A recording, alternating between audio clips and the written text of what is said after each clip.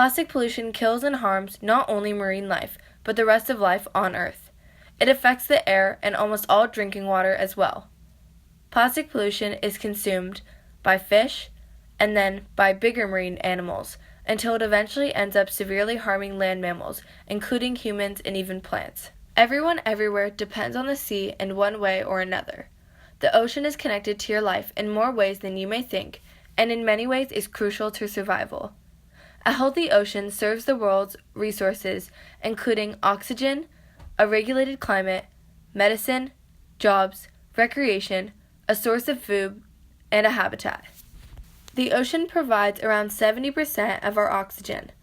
That is more than all of Earth's rainforests can provide. Even medical advances have been made due to the inclusion of ocean resources.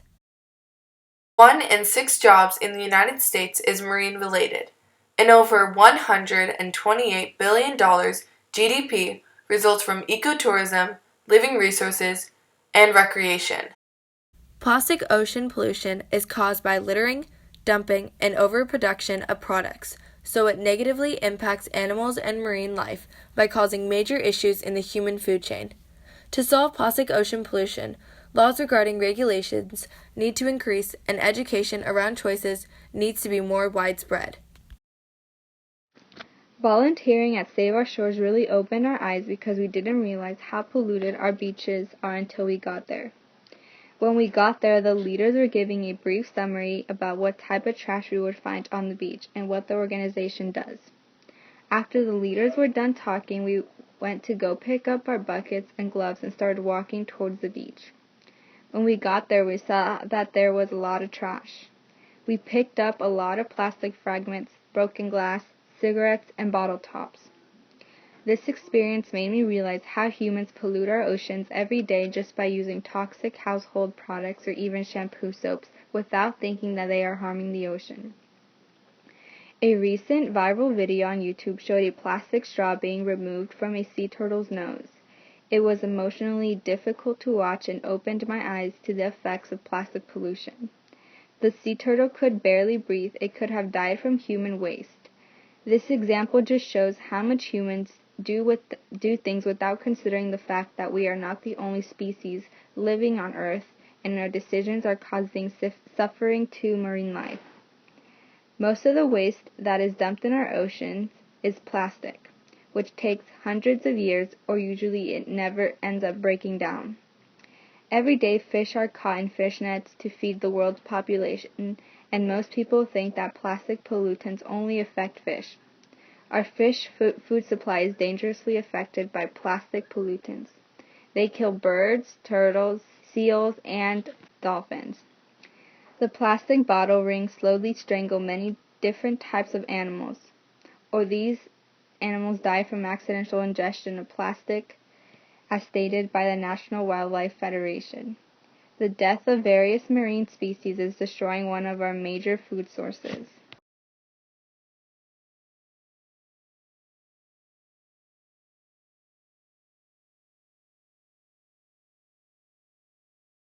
What can the people do to make our oceans cleaner? Well, that's a big question.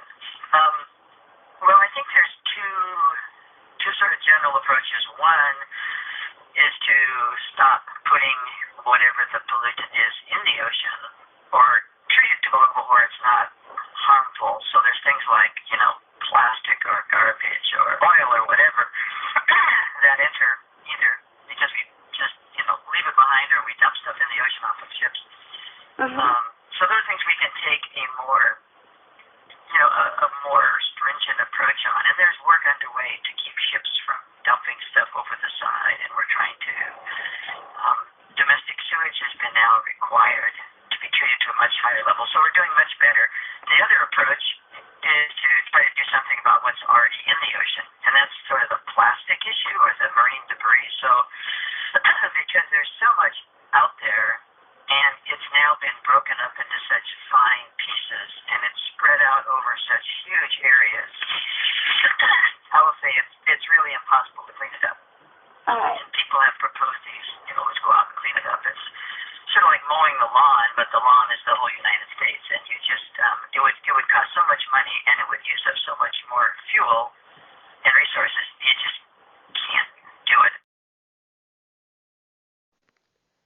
Solutions to the ever-growing problem of plastic pollution are in the works. Cleaning a mound of trash twice as big as Texas seems impossible, and the process would likely take thousands of years to complete. And who's to say plastic won't stop pouring in the ocean in the future? Fortunately, a 19-year-old Dutchman, Boyan Slat, believes he may have a viable solution to efficiently clean the Earth's oceans within a few decades. Slat has come up with a concept that uses ocean currents and wind power to move plastic to a collection platform. Solid floating barriers would be used to ensure marine life wouldn't get tangled. After 10 years of continuous use with this system, Slat believes almost half of plastic in the Great Pacific Garbage Patch would be removed. According to a statement posted by upstreampolicy.org, the only strategies to stop plastic pollution are ones that prevent it in the first place. In order to prevent even more plastic from flowing into the ocean, single-use plastics need to go. Single-use plastics are the largest contributor to the ocean pollution problem.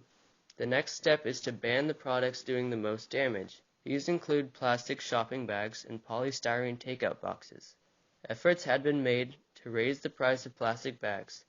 The plastic bags use significantly declined, but it's still not enough. A full ban on these items must be put in place in order to significantly reduce plastic pollution.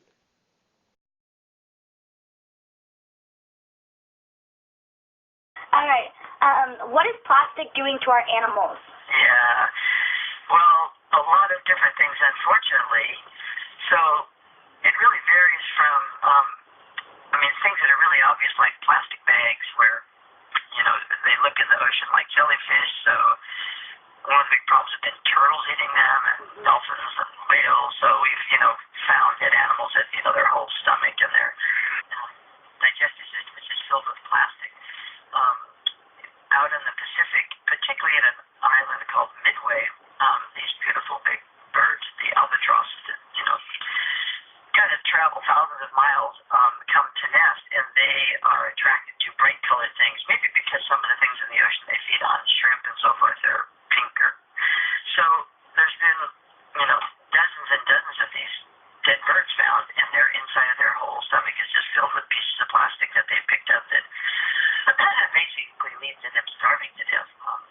And then there's stuff like, discarded fishing nets and ropes and stuff that get caught on seals or plastic six-pack rings that they get caught around their neck that birds get caught. So there's a whole range of things. We could call it entanglement, whether it's, knitting or just loose plastic on the beach or in the water that they're attracted to when they try to eat it or they get it caught on it. So they can, die from drowning or starvation. So there's a whole series of things. And those are the kinds of things that I think many people sort of emotionally respond to when you see a sea lion with a big net around its neck and it can hardly swim, or every once in a while we'll find a whale that's pulling this big set of, crab pot. So a series of problems. As a group, we will be doing a bake sale. My group and I wanted to spread awareness and raise money about what is happening in our oceans. We would donate all of our sales to a nonprofit organization, Save Our Shores. We chose this organization because we have volunteered with them as a group before, and we know that they are a reliable source. As a group, we would try and sell the products from a range of $1 to $2. We want to raise at least $85. The greatest abundance of life thrives in the ocean, and human practices have detrimental effects on marine life. Sea life species are not the only living things that have become endangered. Penguins, sea turtles, sharks, whales, and sea otters are just a few ocean-dependent animals that are in great danger of extinction. How we choose to act over the next 10 years will determine the fate of our ocean for the next 10,000 years. Our ocean's health may be diminishing at a devastatingly fast rate, but there are ways we can try and reverse the damage. 1. To cut down on your everyday use of energy and carbon emission. This can be done by using means of transportation such as biking. 2. To reduce the biggest problem, which is currently plastic pollution within the ocean, stop using plastic disposable water bottles and use a reusable and refillable water bottle. Also, start using reusable bags while shopping. 3. Influence change in your community by supporting conservation projects because getting involved directly is a great way to make a difference. 4. Pick up after yourself and recycle and reuse. 5. Take the time to educate yourself about the ocean and make sure to share and spread the word about what you learned. All in all, plastic pollution is a serious and a rising problem. This society should be taught to care and taught to take that one extra step to the trash can. The ocean is connected to everything around us. Our actions today determine the state of the ocean tomorrow. In order to restore the ocean, changes should be made soon, or the damages may become irreversible. We need to stop treating Earth like it is not our home. It's time to make a change. It's all